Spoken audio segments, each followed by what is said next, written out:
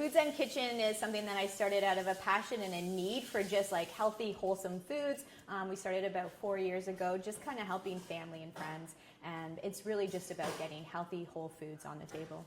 There's some very strong competitors with a lot of money behind them for marketing, but we really want people to understand that we are doing something similar, yes, but we're different. Our food is whole, it's local, it's natural ingredients, it's naturally dairy and gluten-free for the most part because we aren't using processed foods. We're making our own ketchups, barbecue sauces, salad dressings, even our own spice mixes. So all of these things, there's a lot of love that has been put into it to make sure that we're cutting out as much of the processed foods as possible. We're Indigenous-owned, we're a woman-owned business. We started up in COVID, so it just makes us different, it makes us unique. I've completely done this through a pure passion project. This is not like something I'm in because I want to become a millionaire. It's something that I really want to change the way people see, buy, and eat food. COVID added an extra element for sure. I actually didn't go into COVID or a lockdown thinking that this is what I was going to be doing today. I was in a very well-paying corporate job. I loved the people I worked with. I loved the job I was doing. But I also have always had this passion for food, and just because I've always taken cooking classes, I was going around the computer trying to figure out maybe if there's some online courses, things like that, and I came across a school at the time that was Liaison College. It's now called FoodZen Kitchen, and they were offering a culinary degree program. Very small class sizes, very niche, and I was just like, how cool would it be to say I have a culinary degree? Even though I had not really planned on doing anything with it.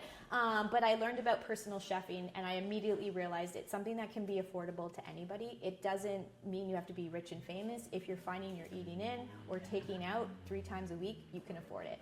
And so I knew that this is what I needed for my family. I couldn't find it. They do exist. Obviously, I have a bit different niche because I also come from a tech background, so I understand how the Google search engines work. But at the time, I couldn't see them. So I decided to quit my job and start this business. And soon after, my mom passed away from, her struggles being a child of the 60s scoop. They started finding unmarked graves, and immediately I realized I had a bigger purpose. And it wasn't just to bring nutritious food to the table, but it was to bring back the philosophies of the Indigenous people and to really showcase Indigenous food from around the world, not just Canada. So much of the convenience food for kids are very heavily processed foods, and of course parents are incredibly busy. Mornings can be hectic. Trying to get your kids to eat all their lunch and bring it home empty is always a problem. So by giving kids things that we know they love, but then sneaking in those like ever dreaded vegetables, we're really helping parents be able to make sure that their kids feel full faster, stay full longer. And many of our parents are saying that their kids are sleeping better, they're less irritable, they're less hyper. So we're really seeing that change since we've launched the Kids Meal Program.